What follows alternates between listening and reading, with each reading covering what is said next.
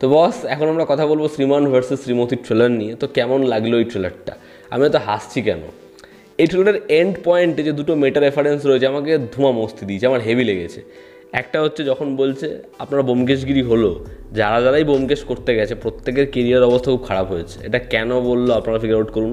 এবং আরেকটা হচ্ছে অঞ্জন দত্তকে মিঠুন চক্রবর্তী বলছে আপনার অবস্থাটা সেরকম 90s সময় একজন লোক সে ফোন করতো নিজের গার্লফ্রেন্ডকে এবং ফোন ধরে কথা বলতো না, বলে একটু পার্সোনাল হয়ে গেল না?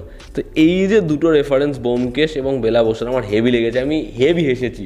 তো এটা দারুণ ছিল।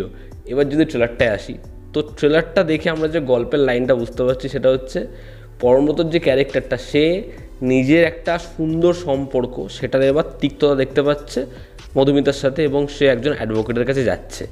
এবার যার কাছে যাচ্ছে, যার সাথে ভালো বন্ডিং হচ্ছে, দেখতে পাচ্ছে যে তারই 27 বছর ধরে একটা কেস চলছে, কিন্তু তার নিজের ওয়াইফের প্রতি কোনো কমপ্লেন নেই এবং প্রচুর ভালোবাসা রয়েছে।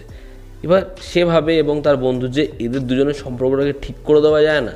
এবার যখন ঠিক করে দেওয়ার চেষ্টা করে সেই সময় জানতে পারে এখানে আরও একজন রয়েছে, অঞ্জন দত্তের যে ক্যারেক্টার সে।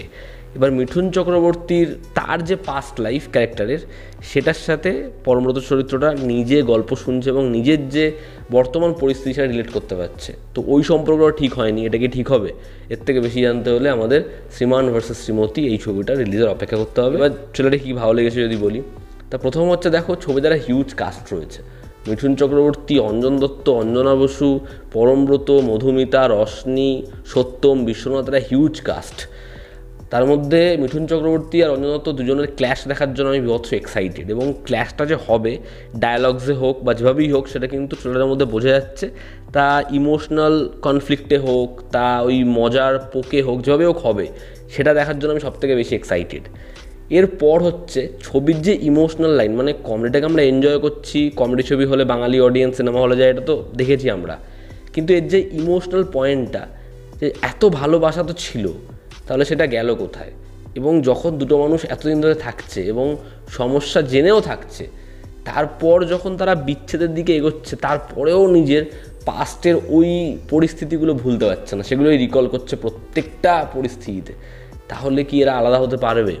তো এর যে কনসেপ্টটা, সেটা আমার মনে হয় বর্তমান পরিস্থিতি যেরকমভাবে ডিভোর্সের হার বাড়ছে, মানুষ যেরকমভাবে একে অপরের হাত ছেড়ে দেওয়ার আগে দুবার ভাবছে না, দেখার সেই ক্ষেত্রে এই ছবিটা মলমের মতো কি কাজে লাগে, দেখার এই ছবিটা কি মেসেজ দিচ্ছে। তো ওভারঅল এর যে কনটেক্সটটা, এটা আমার বেশ ভালো লেগেছে, এবং এটা যে একটা রিয়েল ইনসিডেন্ট থেকে নেওয়া, সেটা নিয়ে আমি আগে আলোচনা করেছি। কাস্টদের প্রত্যেকের পারফরমেন্স খুব ভালো লাগছে, ওই ওয়ান লাইনার ফানি বোনসগুলো সেগুলো ভালো ওয়ার্ক করছে, মিউজিক ভালো, আর ওই যে শেষ যে পয়েন্টটা, সেটা আমার মনে হয় খুব হাইলাইট হবে, সেটা নিয়ে প্রচুর মিম হবে, সেটা লোকে মনে রাখবে। তো এই ট্রেলারটার মধ্যে প্রত্যেকটা এলিমেন্টস রয়েছে, যেটা একটা বাংলা মানে সপরিবারে দেখার মতো একটা মজার একটা মেইন স্ট্রিম ছবির মধ্যে থাকা দরকার, সেটা আছে। আমার ট্রেলার নিয়ে খুব বেশি অবজেকশন কিছু নেই, তবে আমার একটা জিনিস মনে হয়, এখানে রশনি হোক, সত্যম হোক বা মধুমিতা, এই তিনজনের ট্রেলারে যেন কোনো রকম জায়গাই নেই। ট্রেলারে এরা আছে, ছবিতে এরা ইম্পর্টেন্ট পার্টে আছে, দুজন তো ব্যাক স্টোরিতেই রয়েছে, মিঠুন চক্রবর্তী এবং অঞ্জনা বসুর ইয়াং এজে, কিন্তু এদেরকে যেরকমভাবে ট্রেলারে রাখা হচ্ছে যেন এরা ট্রেলারে নেই।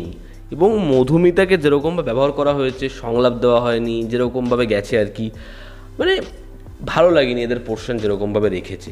ছোট ছোট জায়গায় দেখবেন ওগুলো সিনেমা হলে না খুব মজা দেবে।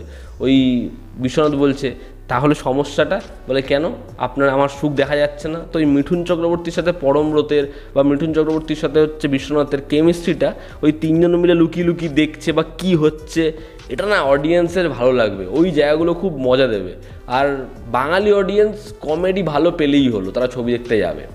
দেখার এই ছবিটা কেমন কি করতে পারে।